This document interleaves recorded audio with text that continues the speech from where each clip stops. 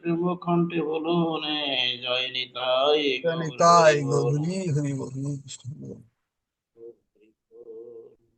পাঠে প্রাণ বিচারায় আমার পরম করুণাময়, সাক্ষাৎ প্রেম ঘন মোর মূর্তিমন্ত, অভিন্ন কলেবার শ্রীমান ভগবানের অভিন্ন কলেবার, প্রেম শক্তির যিনি একমাত্র উপাস্য, সেই পরম করুণাময় শ্রী গুরুদেব নিত্যলীলা প্রবিষ্ট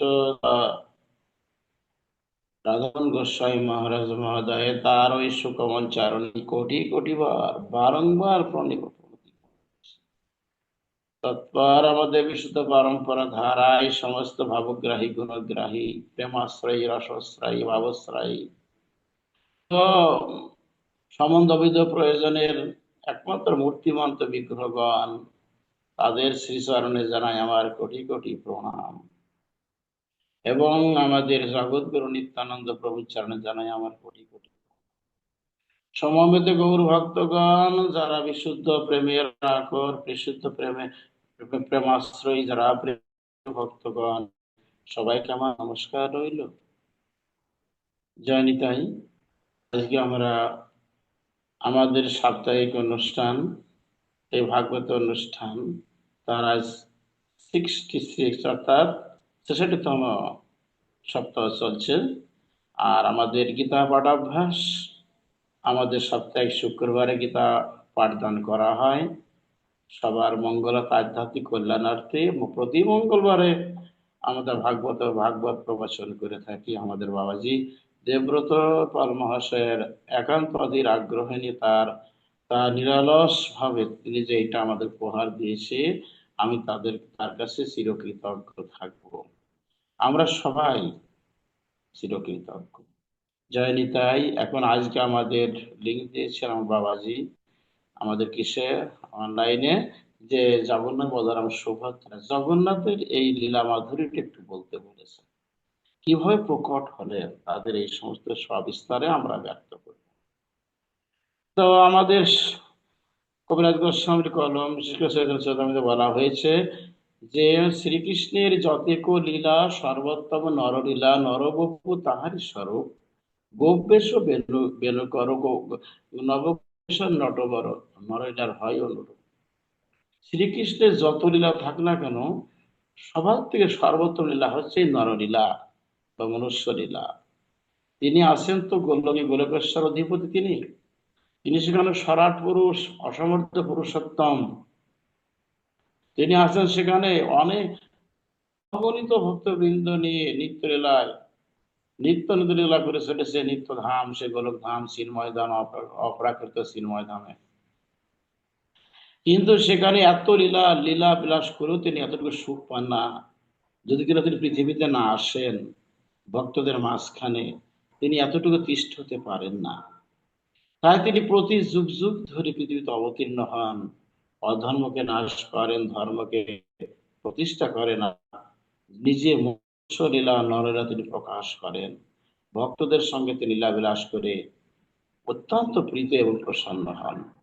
তাই ভগবান শ্রীকৃষ্ণ আজ থেকে 5542 আগে আমাদের ভারতবর্ষের উত্তরাখণ্ড বা তার আগে নাম ছিল উত্তরাখণ্ড, সে উত্তরাখণ্ডে এসে লীলা বিলাস করে। পরবর্তী নাম হয়, তার শ্রেষ্ঠ ভক্তা ছিলেন বৃন্দা দেবী।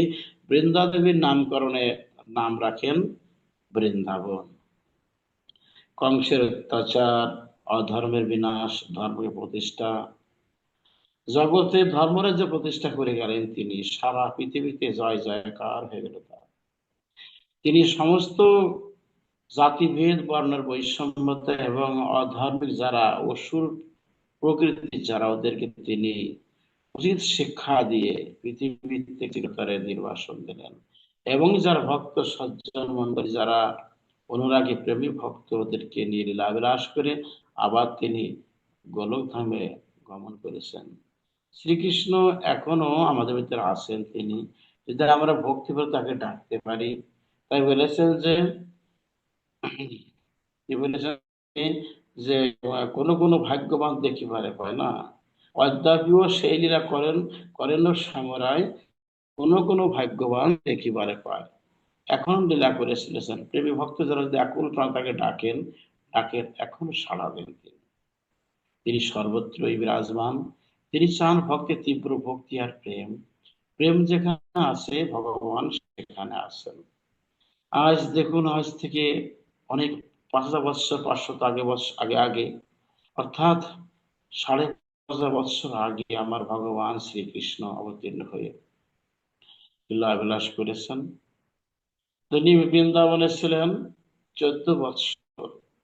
এখানে যে মাধুর্য মন্ডিত লীলা তিনি প্রকাশ করেছিলেন, এটা বেদ বিধির অগোচর, বর্ণাতীত, জ্ঞানাতীত, যোগাতীত, ধারণা অতীত, সমস্ত বেদ বিধির অপার লীলা, বেদ বিধির অপার, বেদ বিধি সমস্ত লঙ্ঘন করে আজ আমার পরমেশ্বর ভগবান তিনি নররূপে এসে গেলেন কোথায়? বৃন্দাবনে।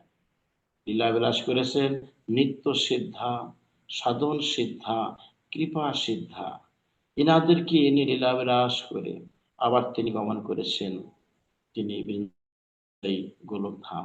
এর ভিতরে তিনি ১৪ বৎসর ছিলেন বৃন্দাবনে। কত লীলা তিনি করেছেন।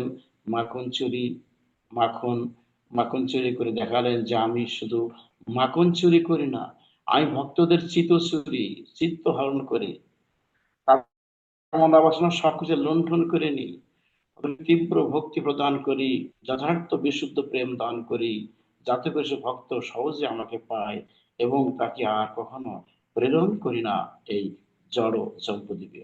তাই তিনি মাখন চুরির ছলে ভক্তদেরকে চিত্ত হরণ করেছিলেন, তাদেরকে এই মায়াময় জম্বুদ্বীপ থেকে চিরতরে উৎখাত করে এদেরকে তার ধামে নিয়ে গেলেন। এর ভিতরে কত লীলা তার। গোবৎস হরণ লীলা, ব্রহ্মার সেই মোহ মোহ ছিন্ন করলেন, অভিমান ছিন্ন করলেন, ইন্দ্রদেবের অভিমান ছিন্ন করলেন। অগাসুর, বকাসুর, কালীয় দমন, প্রলম্বাসুর, তৃণাবর্ত অসুর, উত্তরাবধ, কত লীলা তিনি প্রকাশ করলেন মধুময় বৃন্দাবনে। রাস, মহারাস, তিনি কত লীলা করলেন। বাস্তব কত কিছু তিনি শ্রেষ্ঠ বংশীবাদক হয়ে তিনি সমস্ত ধেনুদেরকে উনি তার কাছে নিয়ে এলেন এবং ভক্তদেরকে বংশীধ্বনি শুনিয়ে তার কাছে নিয়ে এলেন। কত লীলা! তাই বলেছেন শ্রীকৃষ্ণের যতক লীলা সর্বত্র নরলীলা, নরবপু তাহারই স্বরূপ, গোপবেশ বেণু করো, নবকিশোর নটবর, নরলীলার হয় অনুরূপ। সাবাস ভগবান শ্রীকৃষ্ণের লীলা। লীলা বিলাস করে তিনি জগৎকে মাধুর্য লীলা দান করলেন। মাধুর্য লীলা তিনি ভক্তিকে প্রচার করলেন। একমাত্র ভক্তি দ্বীপে পাওয়া যায়। পুতনা বিষ মেখে নিয়ে এসেছিল স্তনে, দেখালেন ও আমাকে চেয়েছিল মাতৃরূপে, তারপর আমার শত্রু বেশে প্রথম আমি তো মাতৃ স্নেহ দান করেছি, পরবর্তীতে আমি তাকে আমি আমি হচ্ছে কালের কাল, মহাকাল, আমি তার প্রাণটা হরণ করে নিয়ে তাকে বৈকুণ্ঠ পাঠিয়ে দিলাম। কংস, সেদিরাজ, শিশুপাল, দন্তবক্র, হ্যাঁ, কালিয়নাগ, অগাসুর, বকাসুর, কত কত অসুর, তারপরে উৎকচ, তৃণাবর্ত, এদেরকে তিনি কি করলেন? তার বৈকুণ্ঠে পাঠিয়ে দিলেন। মুক্তি প্রাপ্ত হয়ে গেল, তারা আর আসবে না পৃথিবীতে। তিনি এত করুণাময়, দয়াময় যে ওদের সঙ্গে শত্রুতা করেও তিনি নিজে তিনি তাদেরকে কৃপা করলেন, উদ্ধার করে তার স্বীয় ধাম প্রাপ্ত করালেন। এইটাই তো ভগবানের ভগবত্তা। এই জন্য তো বলে ভগবত বৎসল, এই জন্য তো বলে তাকে করুণা নিদান, দয়ার সাগর বা রাধে রাধে। তিনি যে কত অসীম অসীম করুণাময়, তার তুলনা করা যায় না। তিনি বৃন্দাবন সমাপ্ত করে চলে গেলেন কংসের কারাগারে। কংসকে শিক্ষা দিয়ে তাকে সেই উদ্ধার করে, কংসের পিতা উগ্রসেন তাকে তাকে উদ্ধার করে, তাকে কারাগার থেকে মুক্ত করে ভগবান শ্রীকৃষ্ণ ওনাকে রাজকার্যে অভিষিক্ত করে, দেবকীকে উদ্ধার করে, কারাগার থেকে উদ্ধার করে, বসুদেবকে উদ্ধার করে ওদেরকে দ্বারকায় প্রেরণ করলেন তার পিতা মাতাকে। তিনি ওখান থেকে চলে গেলেন কোথায়? গুরুদেব শান্তিপুঞ্জের আশ্রমে। শান্তিপুঞ্জের আশ্রমে গিয়ে বিদ্যাভ্যাস করলেন, আমাদের শিখালেন, দেখালেন, হে জগতের জীব, হে জগতের মানুষ, তোমরা শোনো, তোমরা তো শুধু ভক্ত হলে হবে না, আমার আচরণ তোমরা গ্রহণ করো। দেখো, আমি যেমন গুরু করেছি, তোমাদের গুরু করতে হবে। আর গুরু না করলে তোমরা আমার সান্নিধ্য পাবে না, আমার নৈকট্য লাভ করতে কোনোদিন পারবে না। ভাই, আমি ভগবান হয়েও আমি গুরু করলাম। শান্তিপদের আশ্রমে গিয়ে দীর্ঘদিন উনি পারমার্থিক বিদ্যা, আধ্যাত্মিক তত্ত্বের বিপদ থেকে জগৎকে শেখালেন। গুরুই একমাত্র পথের কান্ডারি। তারপর গুরুদেবের ওখান থেকে চলে আসার চলে আসবেন, এই কথা শুনে শান্তিপনি মুনি এবং তার স্ত্রী কেঁদে কেঁদে বলছে, হে কৃষ্ণ, কৃষ্ণ গো, তুমি আমাদের গুরু দক্ষিণা দেবে না? বলো, গুরু দক্ষিণা এইটাই দাও। আমার এক ছেলে ছিল পুনরদত্ত, অনেক আগে, তোমাদের আসার আগে আশ্রমে। আমাদের একমাত্র ছেলে পুনরদত্ত, ওই যে সাগরে স্নানটা করতে গেল, আর অগ্নি সাগর দেবতা ওকে একেবারে চিরতরে তাকে নিয়ে গেল, কোনোদিন আমার পুনরদত্ত আর বাড়িতে ফিরলো না। ওগো কৃষ্ণ, তুমি যদি আমাদেরকে দক্ষিণে দাও, তবে আমাদের একটাই দক্ষিণা। ওগো, ওগো বৃন্দাবন চন্দ্র, তুমি আমাদেরকে আমাদের সে পুনর্দত্তকে ফেরত দাও। তখন শ্রীকৃষ্ণ দেখেন বলরামকে নিয়ে কোমরে কাপড় এঁটে নিয়ে উত্তরীয় বেঁধে এক সাগরে পড়লেন। সাগর তল তলে দেখতে পেলেন একজন অসুর আছে, তার নাম আছে পাঞ্চজন। পণ্ড নামক একজন দৈত্য, সে শঙ্খের ভিতর আছে। শঙ্খ নাম আছে পঞ্চজন্য শঙ্খ। তাকে বধ করে, তাকে উদ্ধার করে বৈকুণ্ঠে দিয়ে তিনি সেই শঙ্খটি গ্রহণ করলেন। এই জন্য শ্রীকৃষ্ণ হাতে যে শঙ্খটা আছে, ওই শঙ্খের নাম আছে পাঞ্চজন্য শঙ্খ। শঙ্খ উনি সেই কুরুক্ষেত্র রণাঙ্গনে উনি প্রথমে আর কি ধ্বনি দিতেন। এই জন্য শঙ্খ বাজাতে হয়, শঙ্খ না বাজালে পারে পূজা সমাপ্ত হয় না। আর শঙ্খ ধ্বনি যে পর্যন্ত যায়, সেখানে অমঙ্গল থাকে না, সেখানে অকুশল থাকে না, কুশলে এসে যায়, অবশক্তি দৃঢ়তার দূরীভূত হয়ে যায়। শঙ্খ আমাদেরকে সঠিক পথের নির্দেশনা দেয়। শঙ্খ আমাদেরকে ভগবত আগমনের পূর্ব বার্তা প্রেরণ করে। সেই জন্য শঙ্খকে আমরা অবশ্য ধারণ করব আমাদের প্রত্যেকটা সনাতনীদেরকে। কৃষ্ণ শঙ্খ হাতে করে নিয়ে চলে গেলেন জমালয়। জমালয়কে গিয়ে সেই যমরাজকে উচিত শিক্ষা দিয়ে ওকে বলে, এই যমরাজ, কোথায় রেখেছিস আমার গুরুপুত্র? গুরুপুত্রকে এখন নিয়ে দে। সঙ্গে সঙ্গে যমরাজ ভগবান আদেশ মান্য করে তার গুরুপুত্র পুনর্দত্তকে ওদের ফেরত দিলেন, এবং এনে সঙ্গে সঙ্গে গুরুদেব চরণে সমর্পণ করে গুরুর আশীর্বাদ নিয়ে চলে গেলেন হস্তিনায়। হস্তিনায় গিয়ে ধর্মের পক্ষ নিলেন, অর্থাৎ পাণ্ডবদের পক্ষ নিয়ে উনি সেখানে লীলাবিলাস করলেন, শেখালেন, দেখালেন জগতের জীব, ধর্ম যেখানে আছে আমি ভগবান সেখানে আছি, ধর্ম যেখানে নাই আমি ভগবান সেখানে নাই। তাই ধর্ম আর অধর্মের লড়াই হয়েছিল। অধার্মিকরা কত পরীক্ষা করেছিল, কত অভিমান ছিল, অহংকার ছিল, শেষ পর্যন্ত তাদের পতন হলো, কৌরবদের পতন হলো, দুর্যোধনের শতপুত্র নিধন হলো, কত কিছু হলো, তার পরিবার বৃন্দ সব নিধন হয়ে গেল, অধর্ম করে তারা শেষ হয়ে গেল। এবং শেষ পর্যন্ত ধর্মের বিজয় হলো, ধর্মের ধর্মের জয়ন্তী হলো, বিজয় হলো। উনি ধর্মকে সংরক্ষণ করে জগৎকে শিক্ষা দিলেন, ধর্ম ধার্মিককে রক্ষা করে। যথা যথা ধর্ম তথা জয়, ধর্মের তরি ওই স্বর্গে বয়, ধর্ম যেখানে আছি আমি সেখানে আছি।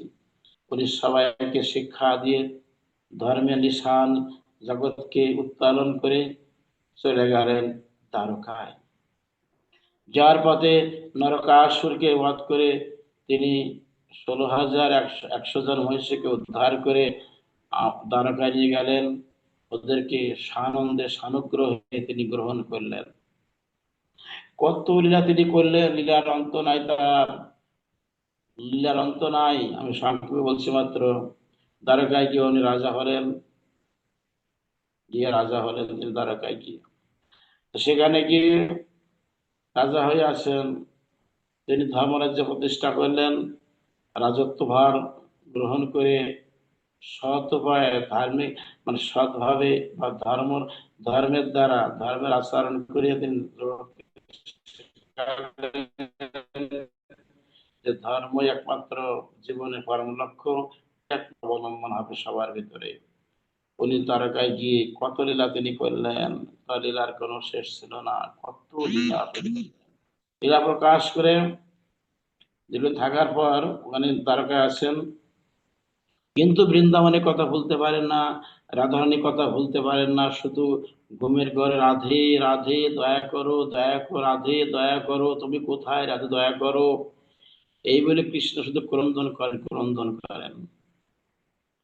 কিন্তু 16,100 জন মহিষী তারা বলেন যে প্রভু, আমরা তো সব থেকে সুন্দরী নারী, আমরা গুণবতী, লাবণ্যময়ী, আমরা অত্যন্ত আপনার চরণ সেবিনী, তা আমরা থাকতে আপনি কেন রাধে রাধে বলেন? কেন বলেন তো? এই রাধারানী কে? বলে, আরে তুমি জানো না, আমি যখন বৃন্দাবনে ছিলাম, এই রাধারানী আমাকে পাগল করেছিল। ও আমার প্রেমের গুরু।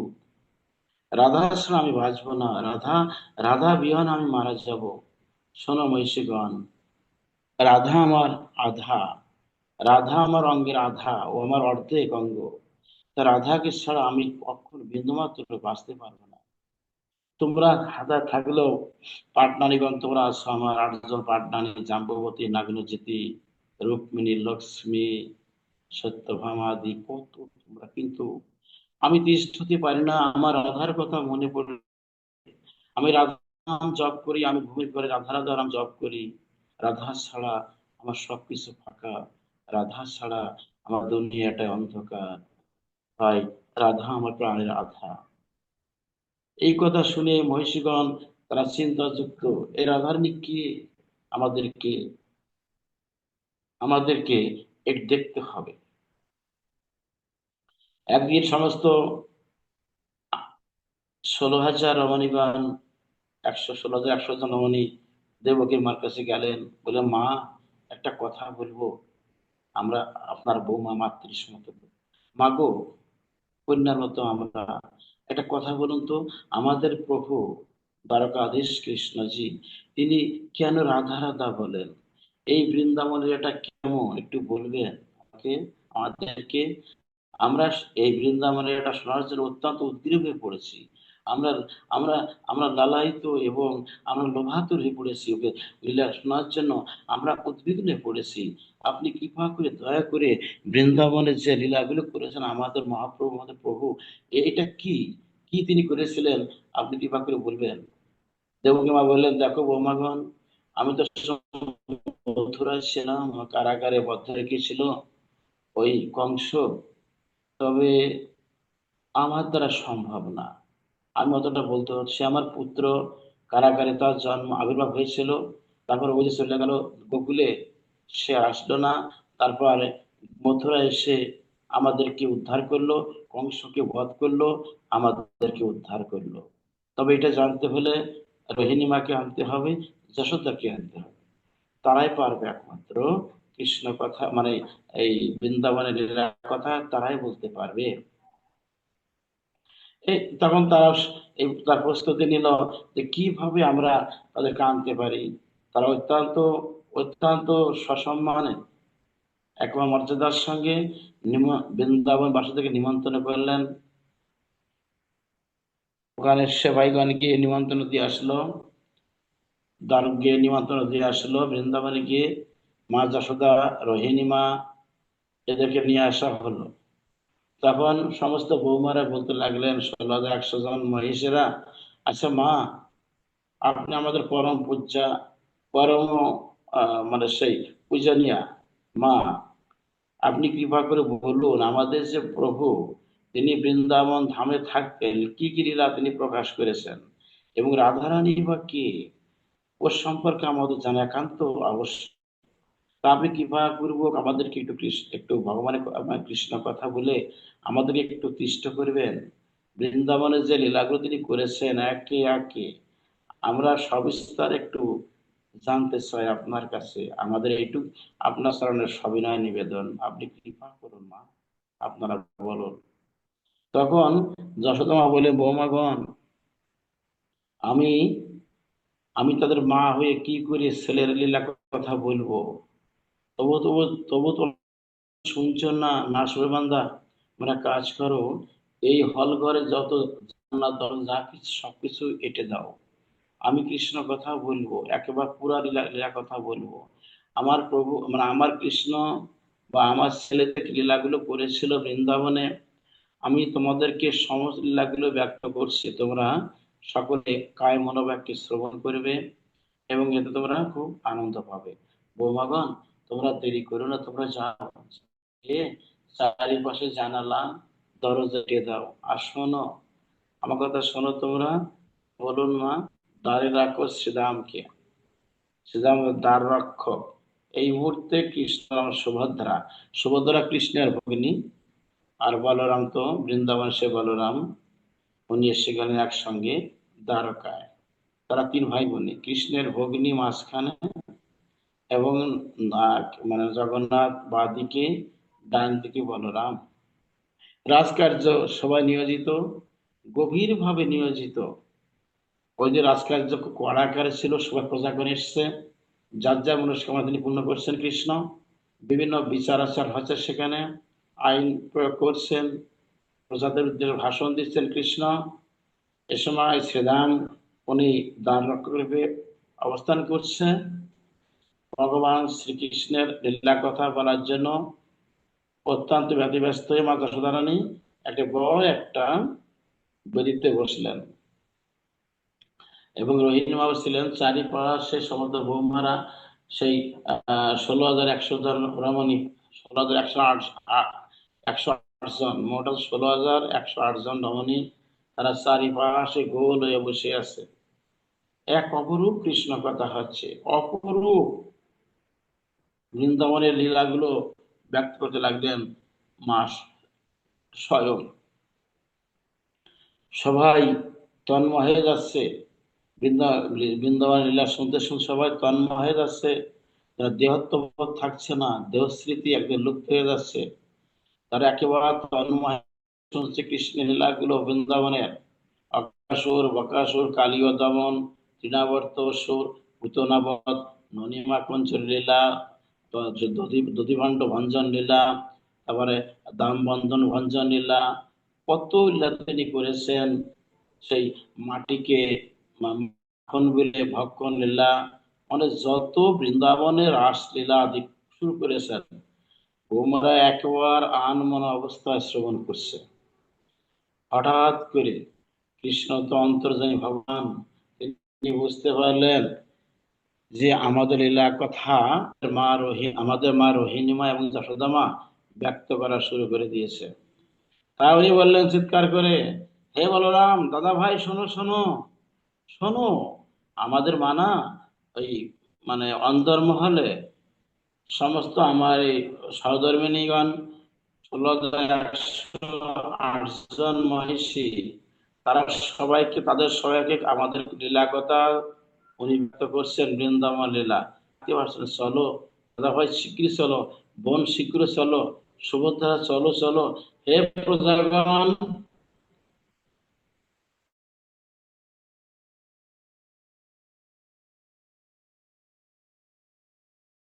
তোমরা আপন আপন গৃহ প্রাঙ্গণ চলে যাও, আগামীকাল তোমরা যথাসময় সময় আবার আমার এই প্রাসাদে আসবে। এই বলে কৃষ্ণ ভগবান বলরামকে নিয়ে, সুভদ্রাকে নিয়ে অন্দরমহলে প্রবেশ করবে। দাঁড়িয়ে রূপে আছে শ্রীরাম। কৃষ্ণ বললেন, শ্রীরাম, শিগগিরই তুই দ্বার ছেড়ে দাও। শ্রীরাম বললেন, আমি দ্বার ছাড়তে পারবো না, যেহেতু আমার মাতৃ আদেশ আমি লঙ্ঘন করতে পারবো না। আমার মা বলেছেন, যশোদা মা, দ্বার ছাড়বি না। বলে, কি বলছো তুমি, আমি দ্বার ছেড়ে দাও? আমি কি দ্বারকাধীশ কৃষ্ণ? আমি এখানে দ্বারকাধীশ, আমি এখানে মহারাজ, ছেড়ে দাও বলছি। তুমি মহারাজ হওয়া যাই হও, বৃন্দাবনে ছিলে তুমি আমার সখা রূপে, আর মা আমাকে নিয়ে আসছে এই মথুরায়, এনে মানে দ্বারকায় নিয়ে আসছে, এনে আমাকে দ্বারের রূপে রেখে দিয়েছে। আমি তোমার কথা শুনতে পারবো না, আমার মাতৃ আদেশটাই এখানে বহাল থাকবে। অতএব কৃষ্ণ, তুমি অনাহুত আমাকে অনুরোধ অনুরোধ করবে না, আদেশ করবে না, আমি তোমার কথা শুনতে অক্ষম। কিন্তু শ্রীরাম কোনো ক্রমেই দ্বার ছাড়লেন না। তখন কৃষ্ণ ভগবান বলরামকে নিয়ে বলছে, দাদা ভাই শোনো শোনো, এই তো একটা ছিদ্র দেখা যাচ্ছে, একটা ছোট্ট ছিদ্র। আসো আমরা ধীরে ধীরে তিনজন এক জায়গা, তিন মুখ এক জায়গা করে আমরা দেখি। তখন কৃষ্ণ, বলরাম, সুভদ্রা তিনজন তিন মাথা এক জায়গায় রেখে, ছোট একটু বড় ছিল, সবাই দেখতে লাগলো। তখন দেখতে পাচ্ছে যে মা যশোদা রানী, রোহিণী মা কৃষ্ণ কথা বলছে, আর সমস্ত বৌমারা তাদের মানে তার বৌমারা বা আমার সহধর্মিণীগণ, মহিষীগণ, তারা তন্ময়ে আমাদের লীলা মাধুরী গুলো আস্বাদন করছে। নিজের লীলা শুনতে শুনতে তারা একেবারে সেই তন্ময় হয়ে যাচ্ছে, তন্ময় হয়ে একদম সেই বৃন্দাবনের ভিতরে গভীরে প্রবেশ করলেন তিনজনে। প্রেমে পাগলে প্রেমের পরাকাষ্ঠা মূর্তি জগন্নাথ প্রেমের চরম শিখরে পৌঁছে গিয়ে লীলা কথা শ্রবণ করতে করতে, এবং বলরাম এবং কৃষ্ণ এবং সুভদ্রা তারা নিজেদের লীলা শুনতে শুনতে তারা নিজেকে হারিয়ে ফেললো সে লীলার ভিতরে। এবং সঙ্গে সঙ্গে তাদের দেহটা একবার ধীরে ধীরে একবার এক সংকুচিত হয়ে গেল, সংকুচিত, হাত পা গুলো সংকুচিত হয়ে দেহের মধ্যে গুটিয়ে দিচ্ছে। অর্থাৎ হাত পা গুলো একবার অর্ধেক, হাত গুলো হয়ে গেল, তার মুখটা একটা চ্যাপ্টা হয়ে গেল, চোখ দুটি বড় বড় হয়ে গেল, তার অন্ত একেবারেই ভিতরে প্রবেশ করলো, দেহের ভিতরে অর্ধেক দেহ হয়ে গেল। ঠিক এমতো সময় উনি এসে উপনীত হলেন কোথা থেকে? বৈকুণ্ঠ থেকে। নারায়ণ নারায়ণ নারায়ণ বলতে বলতে বললাম সুভদ্রাকে এইভাবে দর্শন করে তিনি চিৎকার করে বলতে লাগলেন, গভীর কি বলছে, চিৎকার করে যে মা মা তুই শিগগিরই কৃষ্ণ কথা বন্ধ কর, বৃন্দাবন লীলা কথা তুই সাঙ্গ কর, বন্ধ কর। তোর কৃষ্ণ আর বলরাম আর সুভদ্রা বুঝি এখনই তার লীলা লীলা সমাপন করবে। শিগগিরই তোরা কৃষ্ণ কথা বন্ধ, তুই বন্ধ কর মা গো, আর বলিস না। যখন চিৎকার করে বলতে লাগলো, সেই মুহূর্তেই মা যশোদারানী লীলা কথা এবং রোহিণী মা কৃষ্ণ কথা বিশ্রাম নিলেন। সঙ্গে সঙ্গেই নারদ বলে দিকে বললেন, প্রভু তোমার এই অপূর্ব লীলা, তোমার এই যে অবয়ব, তোমার এই যে রূপ দেখলাম, জগন্নাথ রূপ, চোখ দুটো বড় বড় হয়ে আছে, তোমার হাত পা গুলো গুটিয়ে দেহকে গুটিয়ে নিয়েছো, তোমার মুখখানি চ্যাপ্টা হয়ে গেল, মুখটা বড় বড় হয়ে গেল, চোখ দুটি বড় বড় হয়েছে, হাত তো তোমার অর্ধেকটা, পা তো তোমার চরম তো নিজ দেহকে গুটিয়ে নিয়েছো। হে ভগবান, হে কৃষ্ণচন্দ্র, হে আদি পুরুষোত্তম, হে অন্তর্যামী, সর্বান্তর্যামী ভগবান, আমি তো আপনার দূত, আমি তো আপনার সেবক, আমি প্রতিজ্ঞা করছি তোমার এই রূপ সারা পৃথিবীতে আমি প্রচার করব। কৃষ্ণ বললেন, এটা দেবর্ষী নারদ, তুমি আমার ইচ্ছায় তুমি এখানে এসেছো এটা প্রচার করার জন্য। শোনো একটা কথা, অগ্রিম বার্তা, তুমি আমার যে রূপ দেখলে, এই জগন্নাথ রূপ, আমি জগন্নাথ, আমার দাদা ভাই বলরাম, আমার ভগ্নী সুভদ্রা, এই যে রূপ তুমি দেখলে, এই রূপটা সারা জগতে পূজিত হবে। মনে রেখো দেবশ্রীবাদ, এটা আমার প্রেমের মূরতি, প্রেমের চরম পরম পরাকাষ্ঠার মূরতি। জগন্নাথ স্বরূপে আমি প্রতি ঘরে ঘরে পূজিত হব, জগন্নাথ রূপে আমি অবস্থান করব পুরীধাম, উড়িষ্যায়।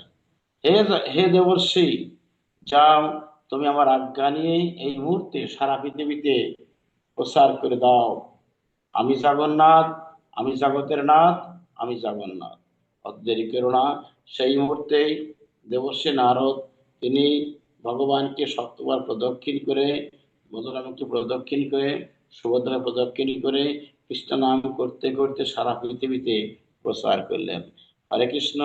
শুধু ভক্তগণ, জগন্নাথের রূপ সেখান থেকেই তার লীলাটা ব্যক্ত হলো আমাদের এই পার্থিব জগতে।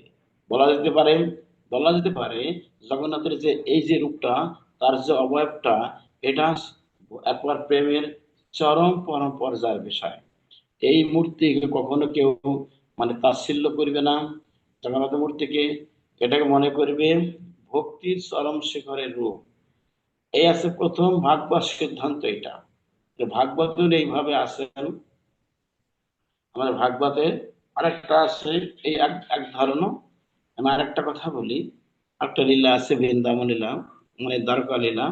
এটা বলে আমি যাবো সেই উড়িষ্যায়। শুধু ভক্ত সজ্জন, কৃষ্ণ তখন তখন আসেননি দ্বারকায়, শুধু শ্রীকৃষ্ণ এসেছেন, রাধারানী তিনি আসেন বৃন্দাবনে, সখীরাও আছেন। যার সময় বলে গেলেন হাত ধরে কংসবধের পুরো মুহূর্তে, রাধারানী আমি তোমার হাত ধরে বলছি আমি আজ যাব, কাল ফিরে আসব। অর্থাৎ সিদ্ধান্তরা অভিশাপগ্রস্ত হয়েছিলেন, রাধারানী 100 বছর তুমি কৃষ্ণ হারা হয়ে থাকবে। বাস্তবে সেটা প্রতিফলিত হলো। সেই জন্য কখনো কর্মফল এড়ানো যায় না। রাধারণীকে কর্মফল ভোগ করতে হইল, শ্রীরামকেও তাকে আসতে হয়েছিল পার্থিব জগতে অসুর অসুর রূপে। সেই জন্য অভিশাপ এমন জিনিস, তখন এটা কর্মফল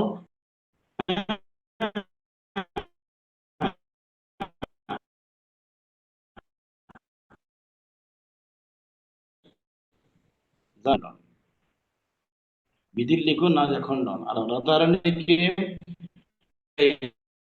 শ্রীরামের অভিশাপ 100 অদর্শনে ছিলেন। মথুরা থেকে কৃষ্ণ কংসকে নিধন করে ওকে মুক্তি প্রদান করে চলে গেলেন দ্বারকায়। আর রাধা কত সখী সখারা, শ্রীদাম সুদাম মধুমঙ্গল স্তব কৃষ্ণ যত কৃষ্ণ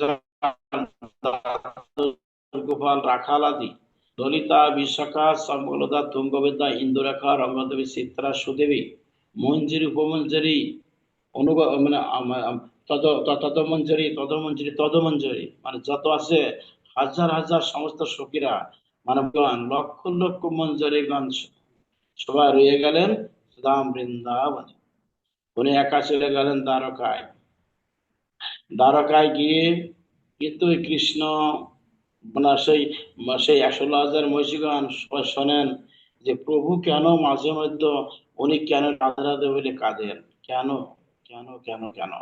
একদিন তারা সবাই বলল দেবকীর কাছে যে আপনি তো আমাদের আমাদের মাতা, গর্ভধারিণী মাতা, আপনি আপনি কৃপা করে বলুন কৃষ্ণ আমাদের এই প্রভু মানে আমাদের এই রাধারানী কেমন দেখতে, রাধাকে উনি ভুলতে পারেন না, কেমন তিনি, আমরা একটু তাকে দেখতে চাই। দেবকী বললেন দেখো বৌমাগণ, তাকে দেখতে হলে আমরা তাদেরকে আমন্ত্রণ জানাবো। আমি লোক পাঠাচ্ছি বৃন্দাবনে, রাধারানী আসবে, সখীরা আসবে, বৃন্দাবনের অধিকাংশ আসবে। তোমরা এদিকে তোমার ব্যস্ত হয়ে যাও, একটা স্টেজ করো, আমি মাঝখানে বসবো, আর রাধারানী অবশ্যই আসবে।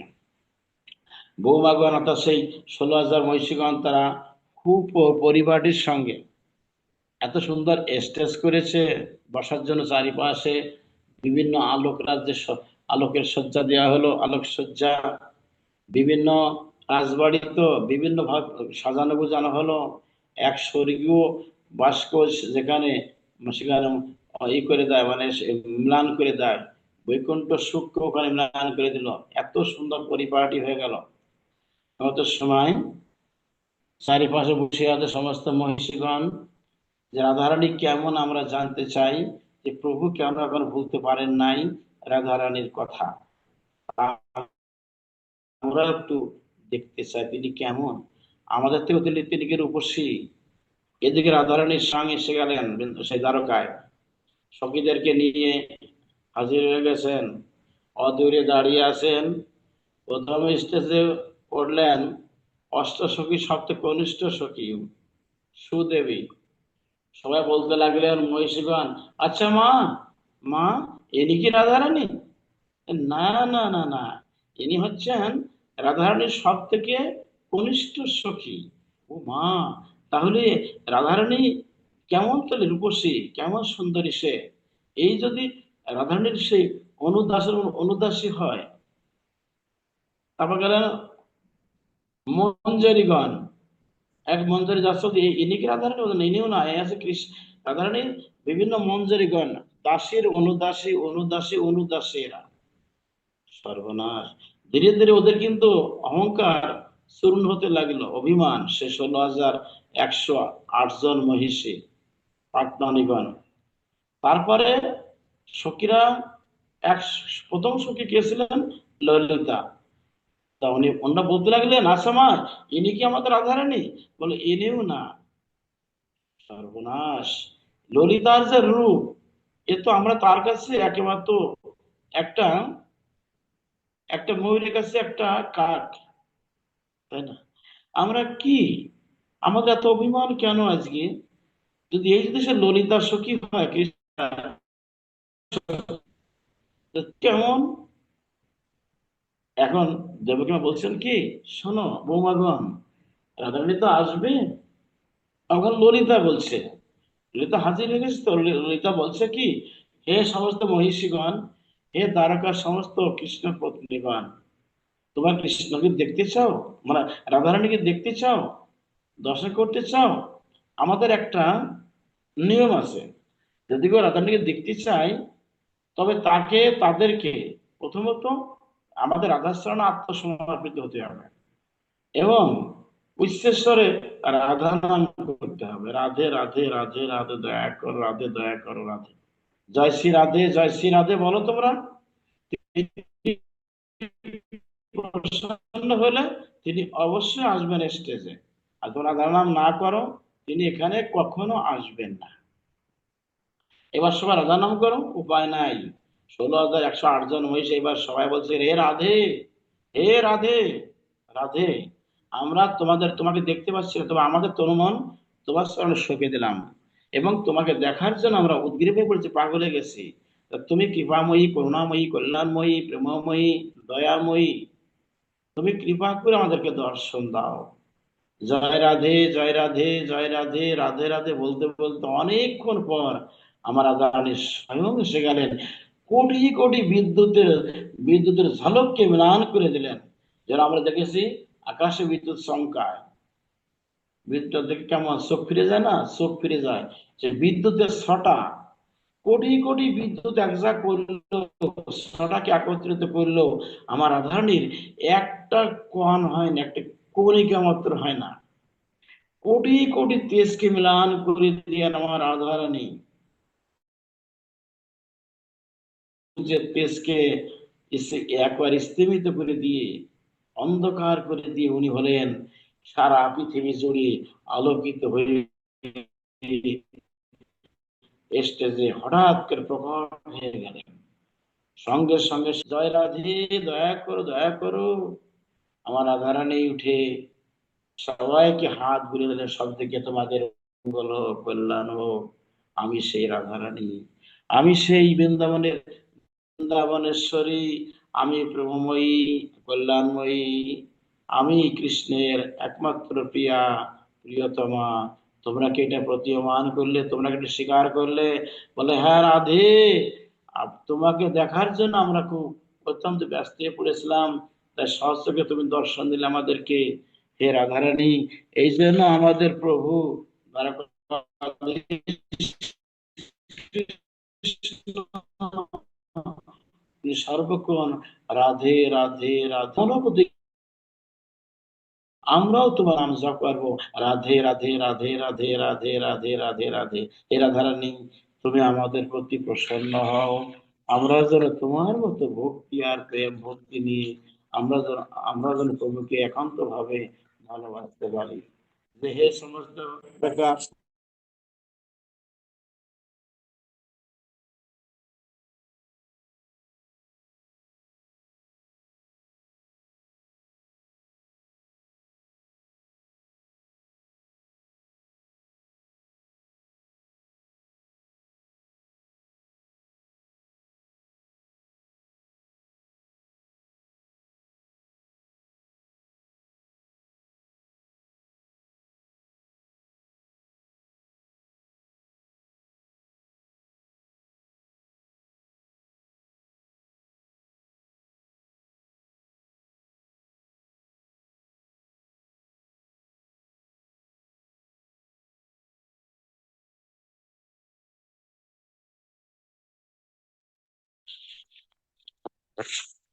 হ্যালো।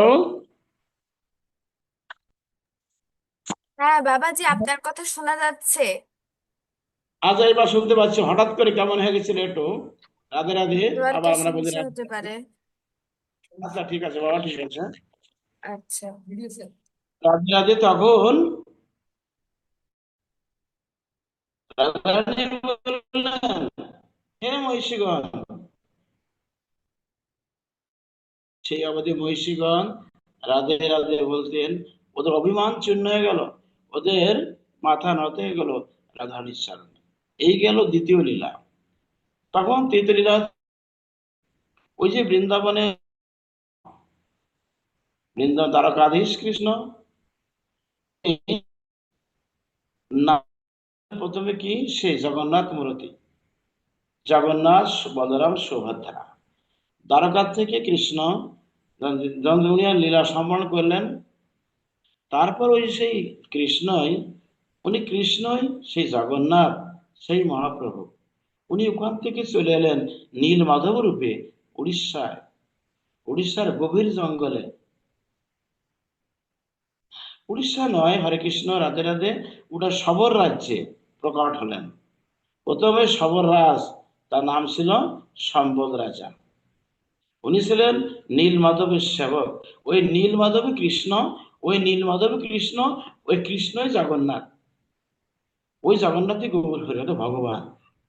ইতিপূর্বে, ওর আগে নীল মাধব দর্শন করতে পারেননি কেউ। শুধুমাত্র সবর রাজ, সম্বল রাজা, পৃথিবীতে সর্বপ্রথম নীল মাধবকে তিনি দর্শন করলেন ভগবান শ্রীকৃষ্ণকে।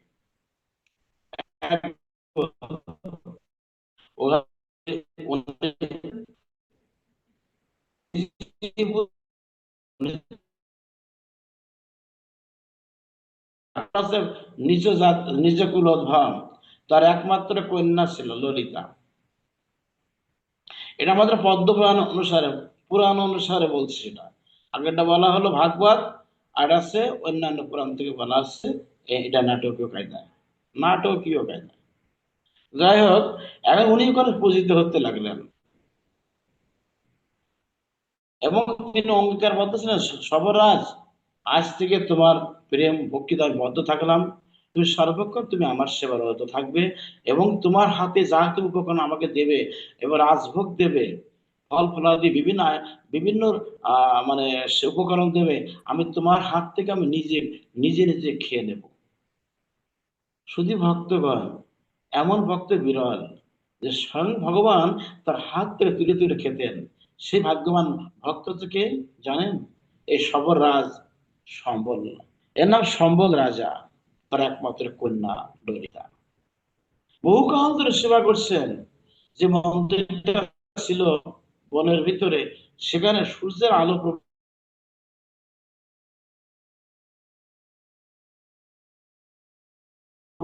গন্ধর্বগণ, সমস্ত দেবতাগণ ছদ্মবেশে এসে নীলমাধবের সেবা করতে লাগলেন।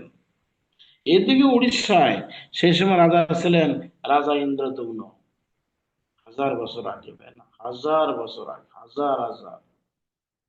তা নীলমাধবের একদিন ইন্দ্রদমন রাত 1টার সময়, নিজম রাত, মা ধরিত্রী ঘুমন্ত, পৃথিবী কোনো কোনো আর কোনো শব্দ নাই। হঠাৎ করতে পেলেন সাক্ষাৎ নীলমাধব, তো সামনে এসে গেল নীলমাধব। রাজন, ও রাজন, রাজন, তুমি আমাকে দেখো তো। আহা, মরি মরি, কি অপূর্ব রূপের মাধুরী। শিরে মোহন চূড়া, গলে বনমালা, পিত বসনধারী, চরণে নুপুর, আহা কি মধুর মধুর ঝুলে বাজে, হাতে বংশী, মুখে মৃদু মৃদু হাসি, বাজায় মোহন বাসি, তার চঞ্চল নয়ন। এসে এসে বলছে কি, রাজন, আমি নীলমাধব, আমি নীলমাধব, আমি নীলমাধব। বলতে বলতেই একবার দর্শন করে নীলমাধব ভগবান তিনি অন্তর্হিত হয়ে গেলেন। সেই রাত্রিতেই আর ঘুম ঘুম হলো না। চিৎকার করে বলছে, কে কোথায় আছো, পাত্র মিত্র উজির নাজি, তোমরা যে যেখানে আছো না কেন, সবাই ছুটি ছুটি এসো। হে আমার প্রিয় পরিবারগণ, হে আমার প্রাক্তন মিত্রগণ, তোমরা আমাকে বাঁচাও। বলে কি হয়েছে মহারাজ? আমি এক অদ্ভুত রূপ দর্শন করেছি, নীলমাধব স্বয়ং শ্রীকৃষ্ণকে আমি দেখেছি, দর্শন করেছি। আমার সামনে প্রকটে বললেন কি, রাজন তুমি আমাকে নিয়ে এসো। আজ অপরূপ রূপতা, তার সে কৃষ্ণমূরতি, শিরে মোহন চূড়া, গলে বনমালা, পিতে বসনধারী, শ্যামল বর্ণ, সুচিক্কণ কেশ, মুখে স্মিত হাসি, রণু ঝুলে বেজে যায় নৃত্যরত, হাতে বংশী, অপরূপ সুসজ্জা সজ্জিত আমার প্রাণ গোবিন্দ নীল মাধব রূপে আমাকে দেখাতে গেলেন। তোমরা যাও, যে যেখানে পাও না কেন, আসো না কেন, তোমরা সবাই আগামীকাল সবাইকে ডাক দাও, আমার সমস্ত প্রজাগণ, আমার সমস্ত সেবকগণ। ডাকা হলো। মহারাজ ঘোষণা দিলেন রাজ্য জুড়ে, ঘোষণা, আমার এই নীলমাধব ঠাকুর যে এনে দেবে, পৃথিবীর যে কোনো প্রান্ত থাক না কেন, যত টাকা লাগবে, অর্থ কড়ি সম্পদ যা লাগবে, এমনকি রাজ্য, তাও আমি দিয়ে দেব। তোমরা দয়া করি, কৃপা করি, কোন সুহৃদয় ব্যক্তি আছে, কোন কোন ভগত বৎসল বা কোন ভক্ত আছে, কোন কৃষ্ণ ভক্ত আছে যে আমাকে এই নীলমাধব ঠাকুরের সন্ধান দেবে? কেউ বলে মহারাজ আপনাকে 5 বছর পর আপনাকে এই ঠাকুরের সন্ধান দেব। কেউ বলে 4 বছরে, কেউ বলে 3 বছরে, কেউ বলে 2 বছরে। একজন এসে বললেন বিদ্যাপতি ঠাকুর রাজপুরোহিত, উনি হলেন রাজপুরোহিত। উনি বললেন মহারাজ আপনার স্যার স্পর্শের প্রতিজ্ঞা করছি, মাত্র 1 বছরের ভিতরে আপনার নীলমাধব পৃথিবীর যে কোথায় থাকুক না কেন, আমি তার,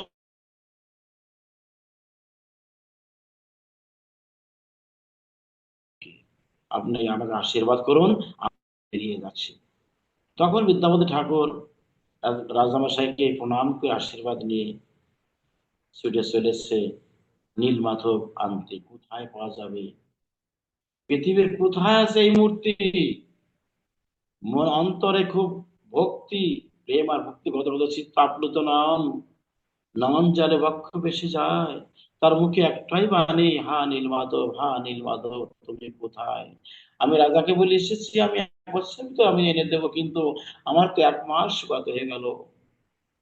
নীলমাধব এসে বিদ্যাপতি ছুটে চলেছে, সারা পৃথিবীতে ভ্রমণ করছে, হেঁটে হেঁটে কত নদী নালা খাল বিল, মাঠ প্রান্তর, শহর বন্দর, গ্রামগঞ্জ পেরিয়ে চলেছে সাগর পাড়ি দিয়ে নীলমাধবের দেশে। কিন্তু কোথাও তার সন্ধান পেলে পেলেন না। অনাহারে থাকে, একটু ঘুমোতে ঘুমোয়, আর নীলমাধব দর্শন পায় ঘুমের ঘরে। বলে কি, এই এই বিদ্যাপতি, হাত পাতো, হাত পাতো। যে হাত পাতে একটা আপেল ফল দিয়ে যায়। বলে কে, কে তুমি আমাকে ফল দিলে? বলে আমার পরিচয় পরে নিও, এখন নয়, আমি পরে দিব, এখন নয়। যাও বিদ্যাপতি, দেরি করো না, তুমি সামনে এগিয়ে উত্তরের দিকে যাও, উত্তরের দিকে যাও। তখন বিদ্যাপতি ফলটা খেয়ে দেখে অপূর্ব সুঘ্রাণ, চিন্ময়, ভগবানের হাতের ফল তো। আরো ভক্তি এসে গেল, হাসে কাঁদে নাচে গায়, শুধু নীলমাধব, নীলমাধব দেখা দাও, দেখা দাও, দেখা দাও। তার অন্তরে আর অন্য কেউ সাড়া নাই। তার অন্তর দেবতা নীলমাধব তার হৃদয়টা জুড়ে বসে আছে, তাকে অনুপ্রেরণা দিচ্ছে, তাকে বুঝেছে, জ্ঞান দিচ্ছে, বিবেক দিচ্ছে, ভক্তি দিচ্ছে, প্রেম দিচ্ছে। নীলমাধব, বিদ্যাপতি তুমি এই দিকে যাও, এই দিকে যাও। ফল কথা কি জানেন? আমার ভগবান ভক্তকে টেনে নিয়ে যাচ্ছে সেই নীলমাধবের রাজ্যে। ওই সেই রাজ্য যে রাজ্যে আছেন সবররাজ সম্বল রাজা, ওই রাজ্যে যাচ্ছে। ভগবান তার ভক্তকে কাছে কাছে নিয়ে যাচ্ছে, তার নিকটে নিয়ে যাচ্ছে। শুধু ভক্তগণ, একটু ভাবা যায় যে ভগবান, ভগবান কত কৃপাময়, দয়াময়, করুণাময়। তিনি কৃপা করে ভক্তকে তার কাছে নিয়ে যাচ্ছে। অর্জুন, আমার ভক্তকে আমি জ্ঞান যোগ দান করি, বুদ্ধি দিই, বিবেক দিই, ভক্তি দিই, যাতে করে সে আমাকে সহজে পেতে পারে। যদি ভক্তগণ আজ বিদ্যাপতিকে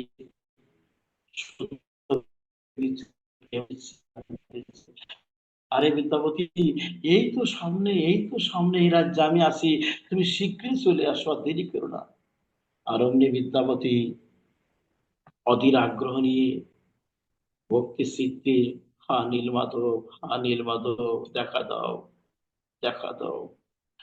তার চোখের কোণে ঘায় 6 মাস কেটে গেছে পথে পথে তার, 6 মাস ধরে হাঁটছে। অনিল মাধবের মানে আজ্ঞা পায়, তার বাণী পায়, তাকে দেখতে পায় না। আর বলে কি, এই তো সামনে, এই তো সামনে আমি আছি। এইভাবে বিদ্যাপতি ঠাকুর গভীর আগ্রহ নিয়ে সম্মুখের দিকে ছুটে চলেছে, সেই উত্তরে হিমালয়, হিমালয়, হিমালয় থেকে ছুটে চলেছে। তখন সঙ্গে সঙ্গে নীলমাধব ভক্তের হৃদয় থেকে তাকে নিয়ে যাচ্ছে। সে রাজ্যে প্রবেশ করেছে, সে সবররাজ, সবর রাজ্যে প্রবেশ করেছে। সম্পূর্ণতার একমাত্র কন্যা, পূর্বে বলেছি তার নাম ললিতা, অত্যন্ত সুন্দরী মেয়ে।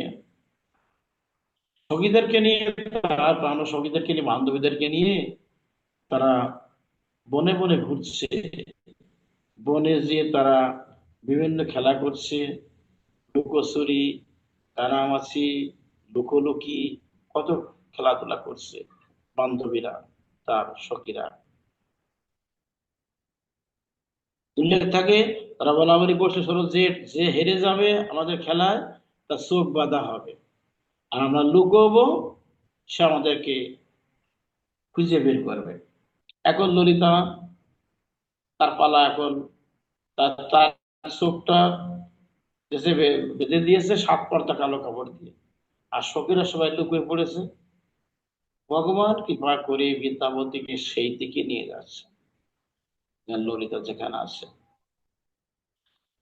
বিদ্যাপতি তো প্রেমে, প্রেমাবেশে বিভোর, প্রেমে একেবারে বিভোর হয়ে চোখ দুটি মুদ্রিত করে চোখের জলে বক্ষে ভেসে যাচ্ছে, মুখে একটাই, হা নীল মাধব, হা নীল মাধব, হা নীল মাধব। কিন্তু বাবা, যখনই ললিতার সঙ্গে ললিতার সঙ্গে এইভাবে খোঁজাখুঁজি করছে, দৈব চক্রে বিদ্যাপতিকে জড়িয়ে ধরেছে। পুরুষ দেহ মোটা, কি ব্যাপার, কে তুমি, কে তুমি, কে তুমি? এই সখীরা, আমার চোখ খুলে দে, খুলে দে। আর দৌড়ে এলো, চোখ খুলে দেখতে পাই একটা অপূর্ব সুন্দর পুরুষ, দেব সমতুল্য। তুমি কে দেবতা, তুমি কে? বলে, আমি দেবতা নই হে রমণী, হে দেবী, আমি হচ্ছি উড়িষ্যার ইন্দ্রদেব রাজার রাজপুরোহিত, আমি ব্রাহ্মণ, আমার নাম বিদ্যাপতি ঠাকুর। কলকাতা কি, মনে মনে ওই সময়টাই বিদ্যাপতি, এই ললিতা সখী, তাকে স্বামী রূপে বরণ করে নিল। মনে মনে ভাবলো, ইনি আমার স্বামী, আমার জীবন সঙ্গিনী হবে, সঙ্গী হবে। সবাইকে নিয়ে হাজির হয়ে গেছে রাজপ্রাসাদের বাইরে, রেখেছে, দাঁড়িয়ে রেখেছে। শোনো ঠাকুর, তুমি এখানে দাঁড়িয়ে থেকো, আমি অন্দরমহলে ঘুরে আসি। এটা বললো ললিতা সখী ভিতর মহলে, অন্দরমহলে প্রবেশ করে বলছে কি, মা, বাবা। অবশ্য ললিতার মা ছিল না বেঁচে, শুধুমাত্র পৃথিবীতে তার এক, খালি তার বাবাই ছিল। বলে, বাবা, বাবা শোনো, তুমি তো নীলমাধবের সেবায় যাবে, তার সঙ্গে জানো, আমি ভ্রমণ করতে করতে আমি একটা জিনিস পেয়ে আসছি। সম্বল সবররাজ কোনো কথা না চিন্তা ভাবনা করে বলছে কি, দেখ মেয়ে, তুই যা পেয়েছিস না ওটা তো, না না, তুমি সঠিক করে বলো না, তুমি 3 বার বলো। হ্যাঁ বাবা, বলছি তো ললিতা, তুই যা পেয়েছিস ওটা তোর, তোর, তোর। সবরাজ মনে করেছে মনে হয় কোনো মণিমুক্তা পেয়েছে, কোনো অলংকার পেয়েছে, বই পরশমণি পেয়েছে, আর কি ভাব। তো সে যে একটা পরপুরুষকে তার স্বামীরই বরণ করেছে, তাকে নিয়ে আসছে, এটা উনি জানতেন না। 3 বার বলো, বাবা এই দেখো কাকে নিয়ে এসেছি, তুমি আমাকে বলেছো যা পেয়েছে এটা তোর, এই দেখো, এই সুন্দর যুবকটা, ও আমার স্বামী, তোমার ভাবি জামাতা, আমি একে আমার জীবন সঙ্গী রূপে পেতে চাই, এ আমার স্বামী। বাবা, তুমি বলেছো যা পেয়েছো এটা তোর, তুমি একবার বলে দিয়েছো আমাকে, আমাদের মতামত কি থাকতে পারে বাবা? তখন জানো তো শিরে বজ্রপাত হলো। সবরাজ সম্পর্কটা, সে মাটি করলে কি মা? ওর কোনো কোথায় বাড়ি, কোথায় ধান, কোন বংশে নেই, নেই কোনো ঠিক ঠিকানা। তুই একটা অচেনা অজানা যুবকের তুই স্বামী পেতে চাস? এ কেমন কথা মার তোর? তা যে দেখি আমার ঠাকুর কি বলে।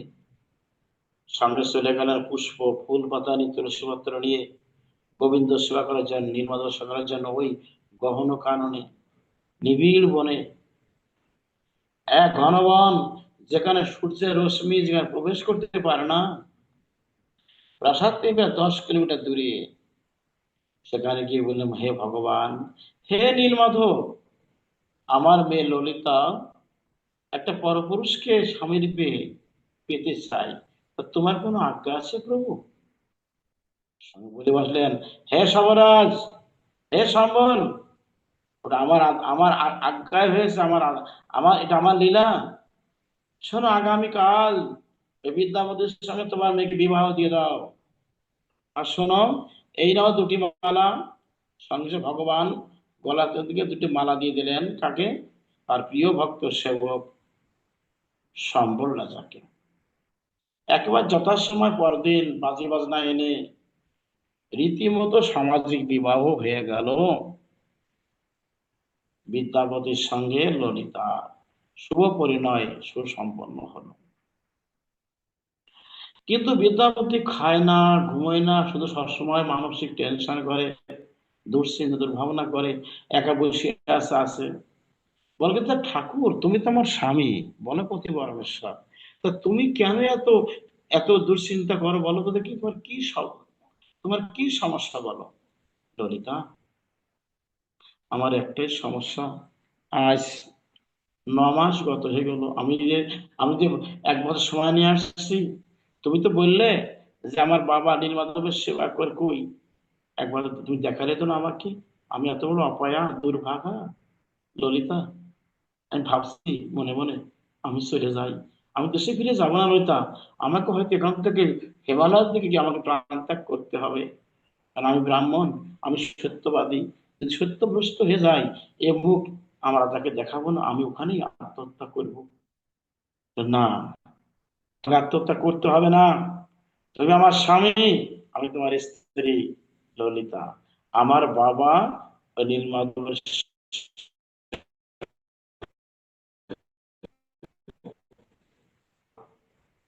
তোমার কন্যার আর্জি। বলে, কি আর্জি রে মা, বল।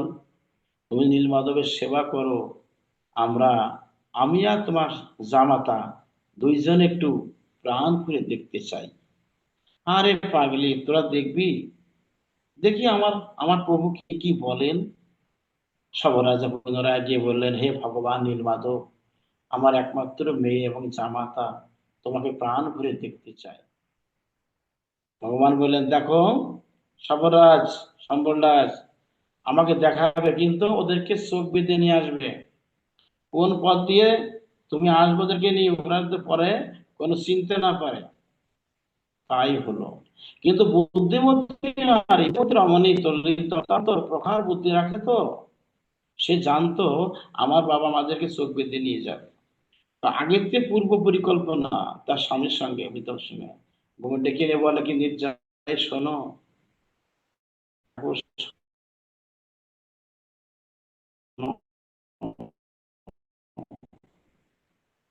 আমাদের যাবে, কিন্তু না, 2 কেজি 200 থেকো, আর উত্তর দিকে বেঁধে রাখবে, উত্তর থেকে ধীরে ধীরে 2টা একটু করে শস্য ছড়াবে। আর যখন শস্য ছড়াবে, আমরা ঠাকুর দর্শন করব, করে আসবো।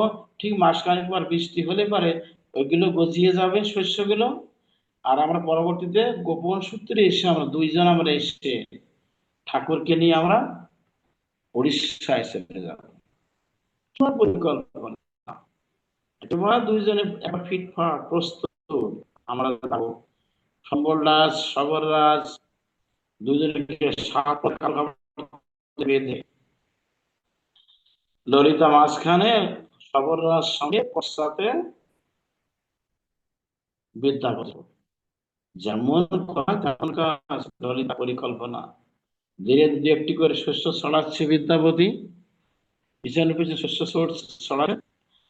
অনেকক্ষণ পর, কয়েক ঘন্টা পর গিয়ে হাজির হয়ে গেল সেই সেই নীলমাধবের সেই মন্দিরে।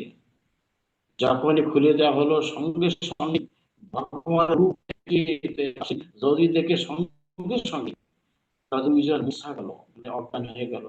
কিন্তু অপূর্ব সেই লামা ধরেই অন্তরায় অন্তর্দেবতাকে অঙ্কিত করে ফেললেন বিদ্যাপতি এবং ললিতা। ঠিক কয়েক মিনিট পরে গিয়ে ওদেরকে আবার চোখ বাঁধা হলো, চোখ বেঁধে আবার পুনরায় রাজপ্রাসাদে আনা হলো। ঠিক এক মাসের ভিতরে বৃষ্টি হলো, বৃষ্টি হয়ে গেছে, সেগুলো গজিয়ে বেশ মোটামুটি হয়ে গেছে। ললিতাকে বলছে, ললিতা আর মাত্র 15 দিন সময় আছে আমাদের, আমার যাওয়ার। আজ 11 আমরা পালিয়ে যাই। ঠাকুর দর্শন করলাম, ঠাকুর দর্শন করেছি, এবার আমরা সোজা দুজন পালিয়ে গিয়ে উড়িষ্যায় গিয়ে আমরা